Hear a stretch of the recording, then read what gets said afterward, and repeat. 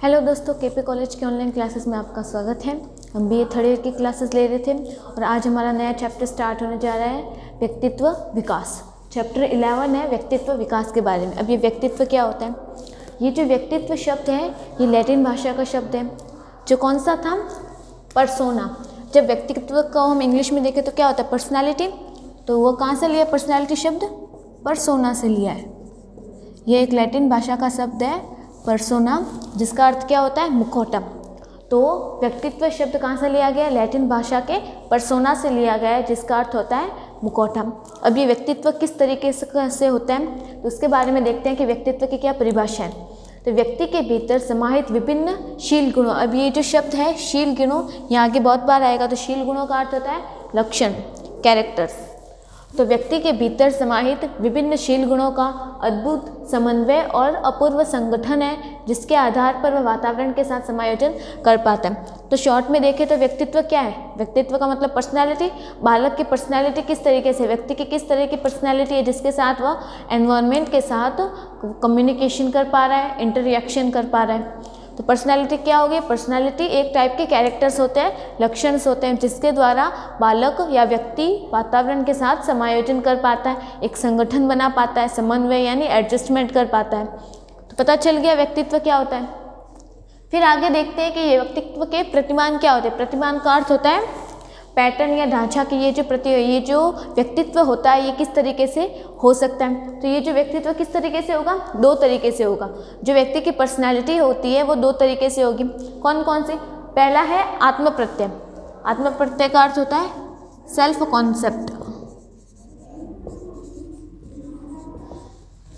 और दूसरा है व्यक्तित्व के शील गुण। शील गुण क्या हो गए? लक्षण। ठीक है। तो पर्सनैलिटी क्या होती है? पर्सनैलिटी इन दो बातों पे डिपेंड करती है। पहली तो है सेल्फ कॉन्सेप्ट और दूसरा है लक्षण। तो अब इन दोनों को देखते हैं। तो ये जो सेल्फ कॉन्सेप्ट होता है ये भी दो टाइप का हो गया। पहला तो हो गया वास्तविक आत्म प्रत्यय और दूसरा है आदर्श सेल्फ कॉन्सेप्ट। अब इसके अंतर्गत क्या आता है? ये जो वास्तविक सेल्फ कॉन्सेप्ट होता है इसका अर्थ होता है कि बालक स्वयं के बारे में क्या जानता है, मतलब वो बच्चा जो है, व्यक्ति जो है, वो खुद के बारे में कितना जानता है कि मैं कौन हूँ, मैं कहाँ से आया हूँ, मैं क्या कर रहा हूँ। मतलब खुद से रिलेटेड जितनी भी चीज़ें होगी वो किस में आएगी? वास्तविक आत्म प्रत्यय में या फिर वास्तविक सेल्फ कॉन्सेप्ट में। फिर दूसरा है आदर्श सेल्फ कॉन्सेप्ट। आदर्श का मतलब आइडल। आदर्श का मतलब क्या हो गया? आइडियल। आदर्श होता नहीं कि मैं क्या बनना चाहता हूँ, एक लक्ष्य हो गया, आदर्श हो गया, कोई हमारा आदर्श है, मॉडल होता है। तो आदर्श आत्म प्रत्यय का अर्थ होता है कि बालक क्या बनना चाहता है, तो उसके बाद उसकी पर्सनैलिटी कैसे बनेगी। तो होगी तो वो भी उसकी पर्सनैलिटी है। जैसे कोई बच्चा है वो डॉक्टर बनना चाहता है, अब वो डॉक्टर बनना चाहता है तो ये किस में आएगा? आदर्श में, क्योंकि इसका आइडल क्या है? आदर्श है। लेकिन वास्तव में बालक क्या? अभी स्टूडेंट है, तो वो क्या आ गया? वास्तविक आत्म प्रत्यय में आ गया। अभी तो स्टूडेंट है, वो भी उसकी पर्सनैलिटी है, लेकिन वो बनना क्या चाहता है? डॉक्टर। तो वो क्या हो गया? उसकी आदर्श पर्सनैलिटी होगी। आदर्श मतलब वो आइडियल में क्या बनना चाहता है, उसका एम क्या है। तो होगा तो वो भी, अगर वो डॉक्टर बन जाएगा तो वो उसकी पर्सनैलिटी हो जाएगी, होगी वो भी पर्सनैलिटी, लेकिन कौन सी होगी? आइडियल पर्सनैलिटी होगी उस टाइम। अभी प्रेजेंट में क्या है? वास्तविक सेल्फ कॉन्सेप्ट। तो ये भी उसकी पर्सनैलिटी होगी। तो ये था पहला पार्ट पर्सनैलिटी का। पर्सनैलिटी का दूसरा पॉइंट क्या होता है? एक तो मतलब बालक जो किस तरीके से वो तो हो गया वास्तविक और आदर्श में। अब व्यक्तित्व के शील गुण, उसमें क्या क्या आएंगे कि बालक की पर्सनैलिटी तो है ही, वास्तविक और आइडल, ये दो हो गए। अब उसके अलावा बालक में गुण कौन कौन से, उसमें लक्षण कौन कौन से? तो बालक के जो व्यक्तित्व के जो शील गुण होते हैं वो कौन कौन से होते हैं? इसे व्यक्तित्व की विशेषताएं भी कहा जाता है। शील गुण मतलब लक्षण। बालक के लक्षण कौन कौन से होंगे? अच्छे बुरे सभी हो सकते हैं। तो व्यक्ति में कई प्रकार के शील गुण होते हैं, जैसे ईमानदारी, ये भी एक प्रकार के व्यक्तित्व हो गया। किसी में लक्षण है ईमानदारी का, वह ईमानदार है, तो ये क्या हो गया? उसकी विशेषता हो गई। तो ये उससे क्या, ईमानदारी से उसकी पर्सनैलिटी डेवलप हो रही है, उसकी पर्सनैलिटी और ग्रो कर रही है। ठीक है। तो ईमानदारी में हम क्या देखेंगे? ईमानदारी व्यक्तित्व का प्रमुख शील गुण होता है, मतलब ईमानदारी जो है व्यक्ति का प्रमुख लक्षण होता है। शील गुण का मतलब लक्षण होता है। यह श्रेष्ठ व्यक्तित्व का परिचायक होता है, मतलब जिसमें ईमानदारी होती है, जो बालक ईमानदार होता है वो उसके लिए क्या है? सबसे अच्छी शील गुण है, सबसे अच्छा लक्षण है उसके लिए। ईमानदार लोगों की कद्र हर जगह, हर युग और हर काल में की जाती है। ये तो पता ही है, जो ईमानदार लोग होते हैं उनकी जो तारीफ़ें होती है वो सब लोग करते हैं, उनकी सब लोग रिस्पेक्ट करते हैं, इज्जत करते हैं। ईमानदार लोगों पर समाज के लोगों का विश्वास होता है।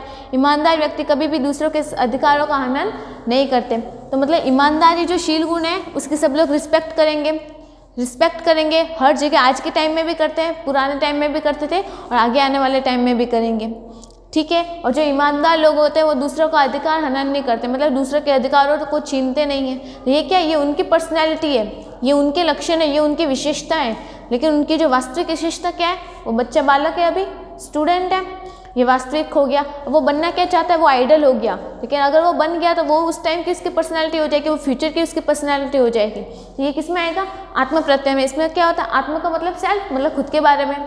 फिर है व्यक्तित्व के शील, मतलब उस व्यक्ति का कैरेक्टर कैसा है, उसकी विशेषताएं कौन कौन सी है, वो कौन कौन सी हो सकती है। ईमानदारी हो गई, उसके सब लोग पहचान करते हैं। फिर उसके बाद आएगा उदासी और प्रफुल्लता। उदासी का अर्थ क्या होता है, सैड रहना, डिप्रेशन। और प्रफुल्लता का मतलब क्या होता है, एलिशन।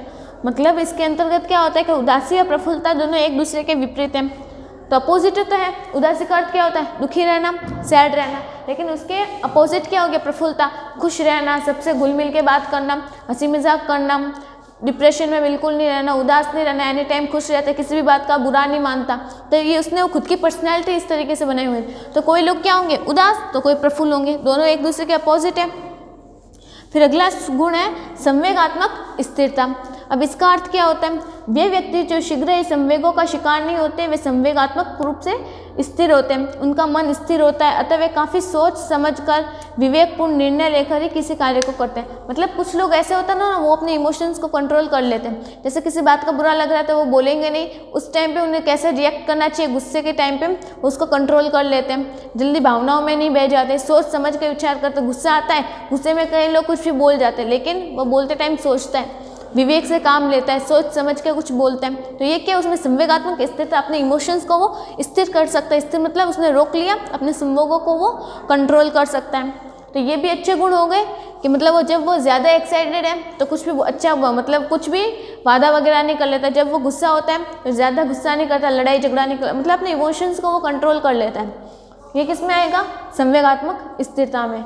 फिर अगला जो शील गुण है, अगला जो लक्षण है वो क्या होता है, धुन और लगन का पक्का होना, ठीक है। तो इसमें देखते हैं, यह शील गुण व्यक्ति को सफलता प्राप्त करने में लाभकारी है। जो व्यक्ति अपने लक्ष्य के प्रति लगा रहता है, उसमें काम करने का धुन सवार होता है और कार्य के प्रति लगा होता है, वो अपनी मंजिल को पा लेते हैं। होते हैं ना, मतलब जिन लोगों की धुन पक्की होती है, उनके इरादे मजबूत होते हैं, वो किसी भी मुश्किल को पार कर लेते हैं, कितना भी टफ एग्जाम क्यों ना हो उसे क्लियर कर लेते हैं। क्यों होते हैं वो, क्योंकि वो धुन के पक्के हैं। उनकी ये विशेषता है कि वो एक बार जो ठान लेते हैं वो पूरा कर लेते हैं। उनका अपने काम के प्रति लगाव होता है, कुछ भी मतलब काम करते हैं उसको पूरे डेडिकेशन के साथ करते हैं, अच्छे से क्लियर करते हैं। ये क्या हो गया, वो धुन और लगन के पक्के होते हैं। ये भी एक प्रकार का अच्छा शील गुण है, पॉजिटिव शील गुण है।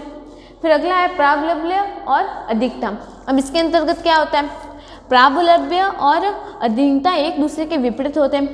प्राबल्य के अंतर्गत व्यक्तित्व के शील गुणों की प्रधानता आती है। इस शील गुण से बालक में आत्मविश्वास, चेतना, जागरूकता पनपती है। वह दृढ़ निश्चयी बनता है, निर्णय क्षमता उसकी उत्कृष्ट होती है। और अधीनता नकारात्मक शील गुण होता है जो डिपेंडेंसी को जन्म देती है। मतलब प्राबल्य मतलब कुछ भी काम करना खुद के ऊपर लेके करना, सेल्फ से करना, ठीक है। और क्या होगा, इससे सेल्फ कॉन्फिडेंस आएगा, खुद का काम खुद करेगा, किसी और पे डिपेंड नहीं रहेगा, खुद मतलब ताकतवर हो गया, खुद का काम खुद कर रहा है, किसी पे डिपेंड नहीं रह रहा। तो ये किस में है, प्राबल्य में। फिर उसके बाद है अधीनता, मतलब किसी भी काम के लिए दूसरों पे निर्भर रहना, कुछ करना हो तो पहले उनसे पूछना, बिना पूछे उनसे कुछ काम ना करना, खुद से कुछ नहीं होगा। उसमें क्या आएगा कि मैं तो ये नहीं कर पाऊंगा, मुझे इसकी हेल्प लेनी पड़ेगी। ये किस में आएगा, अधीनता में। कुछ भी करने से पहले दूसरों से पूछना, दूसरों पे डिपेंड रहना। तो इससे क्या आती है, डिपेंडेंसी आती है। किससे, अधीनता से।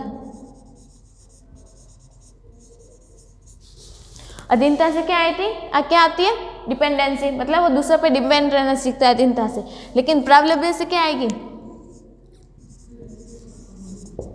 सेल्फ कॉन्फिडेंस आता है। प्राबल्य से क्या आता है, सेल्फ कॉन्फिडेंस आता है। और अधीनता से क्या आती है, डिपेंडेंसी आती है, वो दूसरों पे निर्भर ज़्यादा रहते हैं। तो ये क्या था, जो पर्सनालिटी होती है उसका पैटर्न किस तरीके से होता है, पर्सनालिटी कैसी होनी चाहिए। एक तो वो खुद के बारे में सोचता है, खुद में दो आएंगे, अभी वो कैसा है और फ्यूचर में कैसा होगा, उसका आइडियल कैसा होगा। फिर दूसरा पॉइंट है दूसरा है व्यक्तित्व के शील गुण के, व्यक्तित्व की पर्सनैलिटी के और कौन कौन से लक्षण हो सकते हैं और कौन सी कैपेसिटी हो सकती है।